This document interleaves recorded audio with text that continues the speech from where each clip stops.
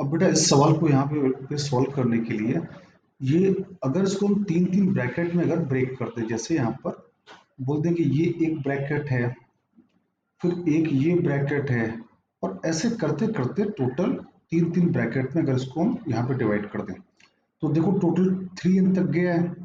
मतलब देखो एक ब्रैकेट की वैल्यू क्या आ रही है, 1 + 2 - 3। पहले ब्रैकेट की वैल्यू क्या आई, 0। सेकंड ब्रैकेट की वैल्यू क्या आ रही है, 3 आ रही है।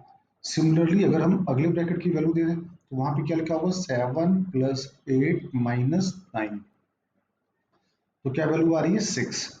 और यही करते करते अगर हम लास्ट वाले ब्रैकेट को देखें तो लास्ट वाले ब्रैकेट में क्या आ रहा है, 3n - 3 आ रहा है, डिवाइडेड बाई √2n²। ठीक है,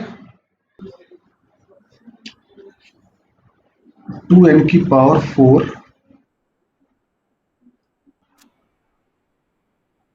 +4n + 3 -√n⁴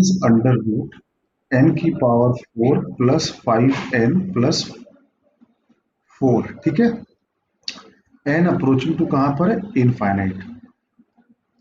अब क्या करना है यहाँ पर, अब तो पहला काम तो ऊपर न्यूमरेटर को जोड़ दो।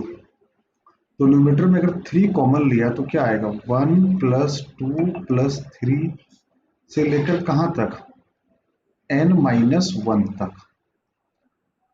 डिवाइड बाई डिनोमिनेटर में वही सेम रहेगा जो पहले लिखा था, 2n⁴ +4n + 3 -n⁴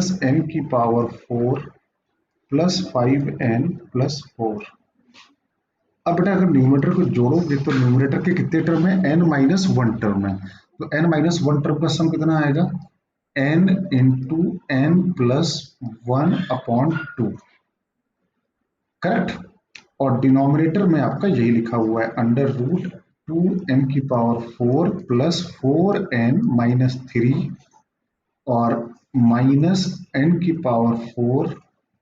+5n + 4।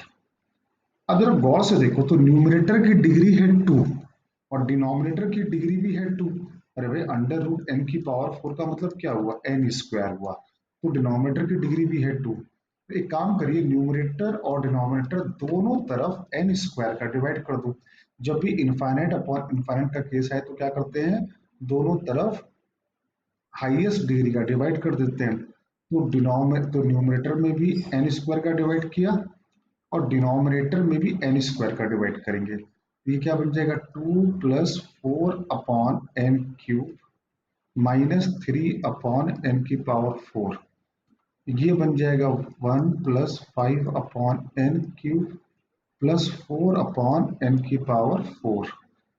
अब ये कितना बचा, ये हो गया 3, n/n हो गया 1 और 1/n बन जाएगा 0। ये बचा न्यूमरेटर से। अब डिनोमिनेटर की बात करें तो ये बन गया 0, ये बन गया 0, केवल क्या बचा, √2 माइनस।